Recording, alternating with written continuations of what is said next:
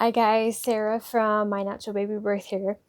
So the past few days we've been talking about everything to expect during the stages of labor and the stages of birth. And today I want to talk about what are all those little known things that you are not told about immediately after birth. Because there's all this focus and preparation on getting through the labor, getting the baby born, and then, oh, you're done. What happens now? And there's a ton of things that isn't talked about, especially right after that baby is born. And it depends on where you have your baby. So let's start, for example, if you are in the hospital. If you have given birth in the hospital immediately after your baby is born, the entire staff and your doctor, your midwife, is going to start doing routine procedures with you and with your baby. So first of all, your baby is going to be checked using something called APGAR score, APGAR. And what that really is just a short little checklist about, is your baby making noise? What is their color? Because if they're blue or purplish color or darker, it's not a good sign. The brighter, pinker, more red looking your baby is great because they've got lots of blood flow. How they respond to responses like getting poked or tickled or touched, and if they have reflexes, how they're breathing, those simple things, so that they can immediately check how well is your baby doing now that they have been born, because they might have had a struggle as they came out and maybe they're doing great. It's a simple thing that you can check, and you can ask your nurse about, what's my baby's APGAR score? They'll usually take one a few minutes after your baby's born and then 5 to 10 minutes later, because they want to see an improvement in that score. And it's on a range from 0 to 10. And if you've got a score ending up 7 or higher, you're great. Your baby's doing good. No worries there. But it's interesting to know. Then they're going to be looking at clamping or cutting your cord. If you have specified whether or not you want the baby's cord to be clamped or who wants to cut it, you need to have that clearly laid out in your birth plan or communicated with your nurses or doctor or midwife before it happens. Because as soon as that baby's out, if you've got a doctor that's in a hurry, they may just go ahead and clamp that cord with you out even knowing. You don't even know if it happens, really, because after that baby comes out and you see it, they've placed it in your arms, it's just a blur of what's happening around you, and you most likely are going to miss all of these little things that are actually going on. And clamping the cord is one of them. I highly recommend you do not clamp the cord at all. It does not need to be clamped unless there is an emergency where you need to be separated and someone needs to be taken to surgery, which of course isn't going to be you and is very rare. There's no need to clamp a cord because all of the baby's blood is coming from the uterus and the placenta, and it's draining into the baby. Everything in that placenta belongs to the baby. It's not yours. It's not excess. It belongs to the baby. And most of it all completely flows to the baby. And once it has all been put the right direction, put in the right place, your cord is no longer thick and full of blood. It shrinks up. It's not squishy anymore. It's really loose and flaccid. And then that is, of course, a time when your cord can be cut. Then your doctor and the staff, they're going to be checking you for your bleeding, because if you are gushing out more than a typical amount of blood, you're going to be monitored for that. They're going to be pushing on your stomach, and it's horrible. The nurse is going to push on your stomach to see how much blood flow comes out so that they can monitor clotting after your afterbirth and your placenta comes out. They want to make sure that all of those open blood vessels inside of you are starting to clot off, starting to close off, so that you don't keep on bleeding. Of course, naturally, you're going to be getting a phone call. We don't want to talk right now.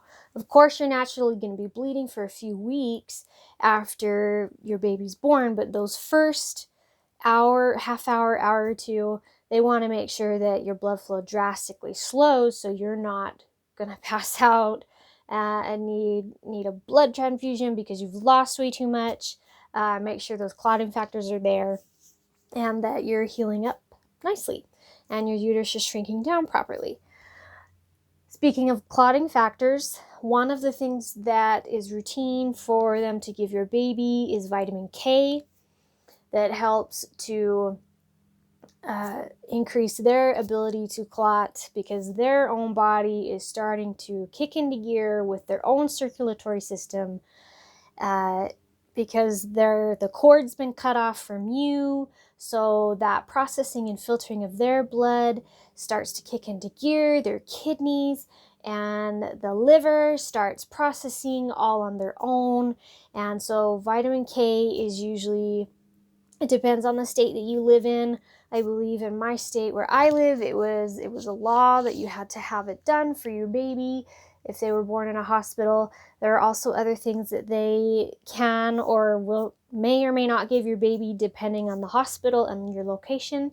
Some of those things are, they put an ointment on your baby's eyes. It's an antibiotic ointment to protect against sexually transmitted diseases like syphilis, I believe. It's optional, but if you don't know about it, they're going to give it to your baby. I, of course, opted out of it because it does not apply to me, and my baby didn't need it. Another one is a vaccine that is routinely given right at birth within a couple of hours. Which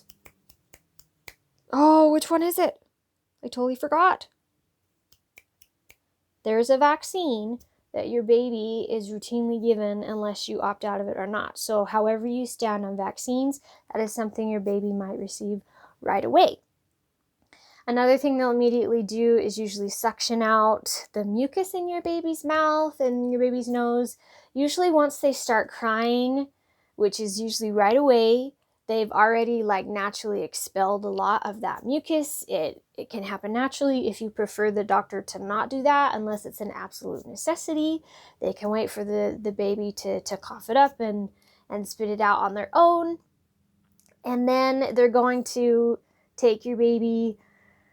Sometimes they start washing it off and wiping up all of the afterbirth, and they can come out with a lot of white pasty.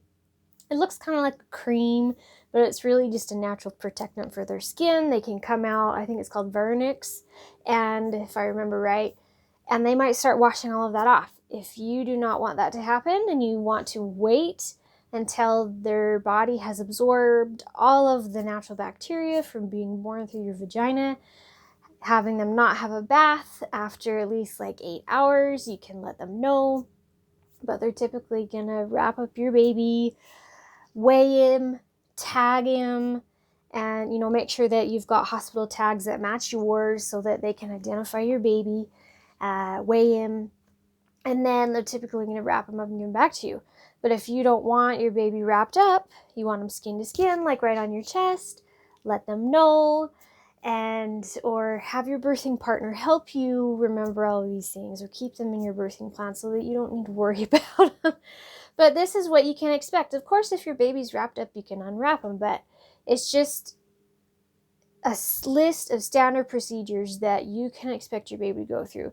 If you have more specific questions about that, when you tour the hospital or the facility where you plan on having your baby, you can ask these questions. What are the standard procedures that I am legally required to go through when my baby's born? You can ask your doctor, what are your standard procedures that you are legally required to do in such and such a circumstance? And what do you prefer in this circumstance and in that circumstance? And then you can know beforehand what to expect. Then for you, what you can expect immediately after birth, after you've given that afterbirth has come out, is you're going to be gushing for a while. you're going to be gushing for a while. Any excess blood while you're waiting for your uterus to shrink down and clot off is you're gonna have big clots the size of anywhere from pea-sized clots to big tennis-sized balls of clots coming out when you go to the bathroom or when they press on your stomach to make sure that that blood flow isn't too much. If you have big clots like the size of your fist, you need to tell the staff because you should not be having clots that big. But smaller ones, size of a nickel, a quarter, normal, regular, you're going to have a lot of them. You're going to feel like every time you stand up, you're just going to gush, and it's okay. It is okay. You immediately after birth are most likely going to have really shaky limbs and legs a few minutes after it's all said and done because you have had such a huge course of hormones and endorphins and electrolytes and molecules just flowing, full speed through your body. And then all of a sudden it's pulled back because the job is done and now it's just time to close in, heal, and shrink back down. You're going to have a drastic reduction of those hormones, electrolytes, all of those energy molecules that were pumped through you, and you're going to start to shake. Like your legs and your arms, they just twitch. It's really weird, but it's nothing to worry about at all. It is totally normal. It feels crazy, like you can't control yourself, but it's just because you're out of balance a little bit and you're trying to come back to equilibrium so that you can heal. And it's kind of like a slight withdrawal, but there's nothing harmful about it. And it's kind of funny actually, but when it starts to happen, you can't really hold the baby very well and you've got to get some help. So expect that. And then you can also expect they're going to give you when you sit up or stand up to get out of bed or to go use the restroom, to change, get in the wheelchair, whatever movement you're doing after getting up, you may feel very faint. So you need to be aware. You need to move slowly. You need to use your muscles. You need to brace yourself. Be totally okay with someone helping you get out of bed because you've just expended a ton of energy and a ton of blood. You've just lost a bunch of blood volume and you can feel faint. You can faint. I fainted the third time after my third baby. And then, let's see, I want to make sure I don't miss anything. But if you do feel faint, let them know and they can help you with that, give you fluids. If you have like an IV and you need some fluids, that's totally fine.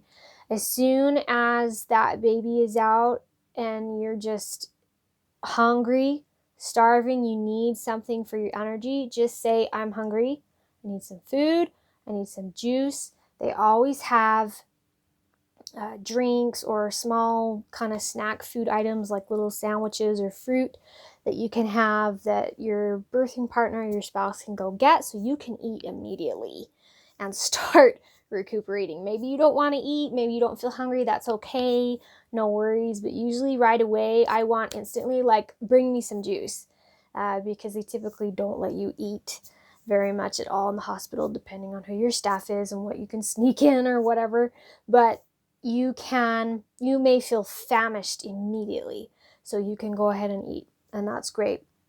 Next thing you want to be aware of is you're gonna be put in, it feels like a diaper, but it's a huge pad, the biggest maxi pad of your life, inside of these mesh panties.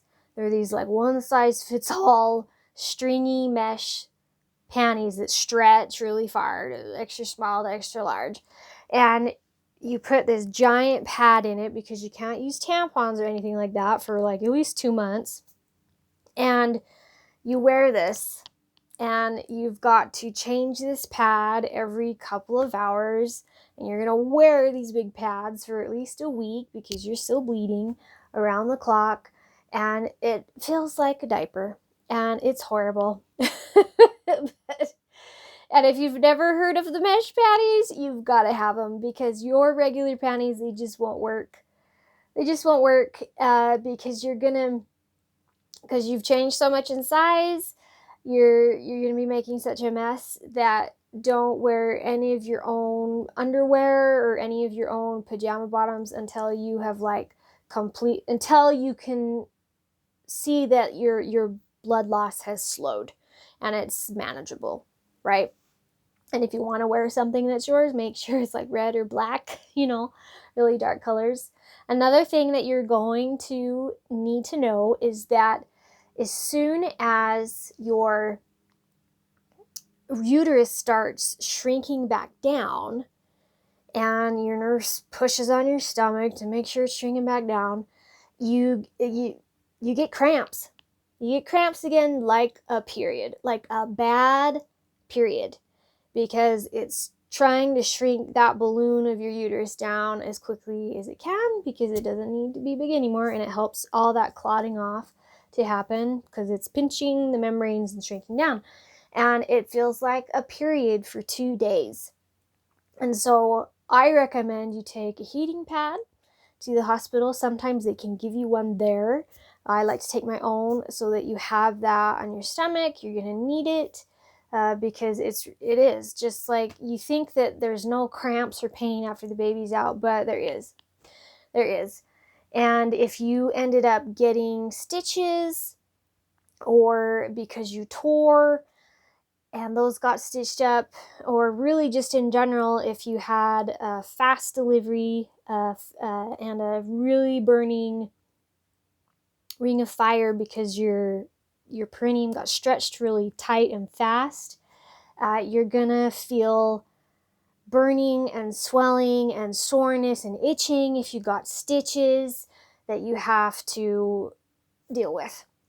And the way that you take care of that is when you're going to the bathroom, you can get like it's called like a peri bottle. You can put warm water in this little squirt bottle that you wash yourself with, because you can't rub anything. You can maybe gently pat dry, but you really just rinse off, and that's it. You can put witch hazel or Tux pads down there. You can get all natural things like from Earth Mama Angel Baby to help with the soreness down there. But really, it's just you wash it clean and you stick an ice pack down there, and that's all that you've got to help reduce the swelling and the mess. You can take ibuprofen or Motrin for the pain and the swelling if you so choose to do that. But really, you're walking around with a diaper, and they can give you these little ice packs that look like a hot dog, really, but they're also wrapped with like tissue or a pad, because they're going to get soaked in blood. And it's in your mesh panties, and you want to have ice there for at least, the next 6-8 hours, the first half of your next day. To help reduce any swelling. You're still going to be kind of swollen and sore. You may feel better after that in a couple of days. You may have tenderness and soreness and itching from your stitches for a couple of weeks. Everyone's a little bit different depending on how your perineum did after your birth. So that is a lot of information about what immediately happens to you and happens to your baby after they're born. That's like the first day. That's like the first day or two.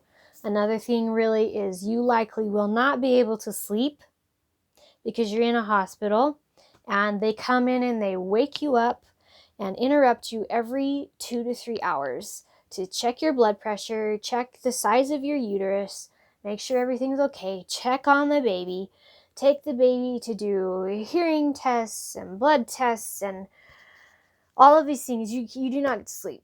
Your baby, on the other hand, is going to sleep for almost 2 days straight. You're going to feed him very little compared to after you've taken them home. because they've separated from you and they're kind of really in shock, and so that they sleep a ton the first couple of days, but do not expect it to last, because as soon as they get home and you get into a regular feeding cycle about the second and third day, that's when they're up every 2 to 3 hours in the night. So I hope that didn't scare you away with everything that you can and get to deal with, especially if you've given birth in a hospital immediately after. Now, if you are in a birthing center or at home, obviously not all of those standard procedures are going to apply to you. I recommend talking with your midwife or your doula on the exact things that they check for, which is going to be inside of that list I gave at the beginning, like APGAR. They're still going to be looking for those things, even though it's not formalized in a hospital and not restricted based on your preferences and the location. Obviously, there's no hard, fast rules about things that happen inside your own home if you're giving birth in your home. But your midwife and other caretakers in other settings are absolutely going to be looking for all of those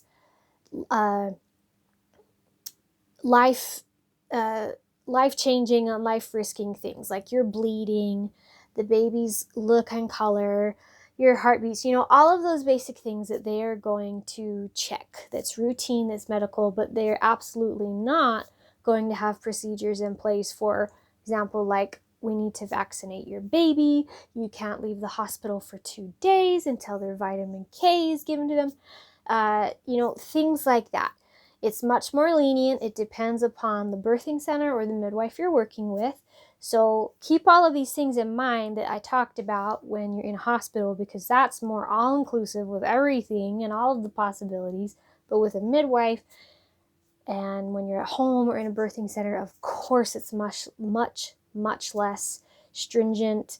You can, it's much more easygoing and your choice and decision. Of course, you have lots of choices in the hospital too, but it's just different circumstances you need to be aware of. So I hope that's given you a better idea about what to expect immediately after giving birth, not just once you're home a few days later, but like immediately, because it can come as a big shock, like, oh my gosh, I didn't know I would feel this way, or they would be doing these things. Now you know. And if you need a little bit of time to process, you're going to be just fine. If you haven't had your baby